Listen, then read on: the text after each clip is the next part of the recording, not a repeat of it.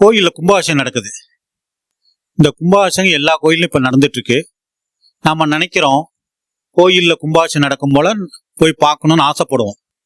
ஆசைப்படுறது தப்பு இல்லை. ஆனால் அன்னைக்கு பல விஷயங்கள் நம்மளுக்கு தடைப்படும். பல நேரங்களில் போக முடியாது. போக முடியாம நம்மளுக்கு சூழ்நிலைகள் உருவாகும், இல்லை மனசு ஒத்துழைப்பு தராது. சரி, அந்த அன்றைக்கு கும்பாபிஷேகம் அன்னைக்கு நம்ம போலனா நம்மளுக்கு பலன் கிடைக்காதாங்கிறது ஒரு கேள்வி உண்டு. அதுக்கு மாற்று வழி உண்டு.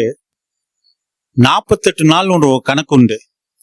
இந்த 48 நாள் ஒரு நாள்ல நம்ம கோயில் நடந்த கும்பாபிஷேகத்துக்கு போயிட்டு வந்தா கும்பாபிஷேகம் இன்னைக்கு பார்த்த பலன் கிடைக்கும்.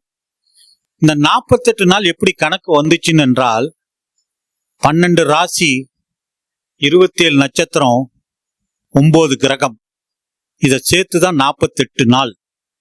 இந்த 48 நாளை வச்சுதான் நம்ம இந்த 48 நாள்ல ஏதோ ஒரு நாள்ல நம்ம கும்பாபிஷேகம் நடந்த கோயில் போயிட்டு வந்தா அதற்குரிய பலன் கிடைக்கும் என்பது சிறிதளவும் ஐயமில்லை.